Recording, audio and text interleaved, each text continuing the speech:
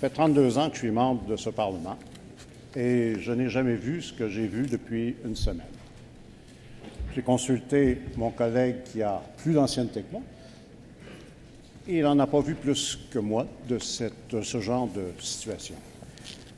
Alors, dans ces circonstances, il m'apparaît obligatoire de vous faire part de mon point de vue sur cette affaire. Dans un État libre et démocratique, il est difficilement supportable qu'un citoyen soit arrêté sans que rapidement des accusations soient portées.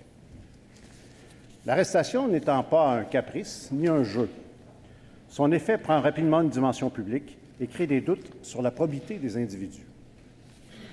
Il y a maintenant plusieurs années, vous m'avez choisi comme votre président. Vous m'avez accordé unanimement deux autres fois, votre confiance. Une partie de mon rôle est de protéger les droits et privilèges des membres de ce Parlement.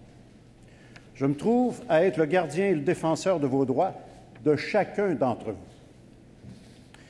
J'affirme donc qu'il m'est intolérable que la police ait arrêté un parlementaire sans qu'aucune accusation n'ait été portée contre lui une semaine plus tard.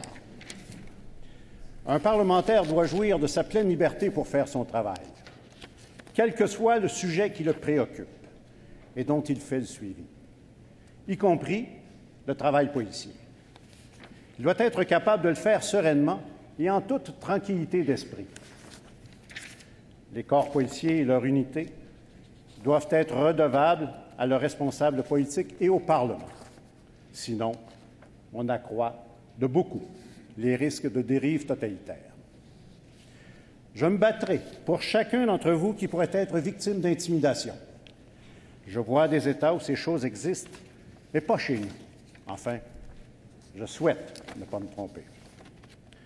Aujourd'hui, un député a perdu une charge importante et sa réputation a été entachée.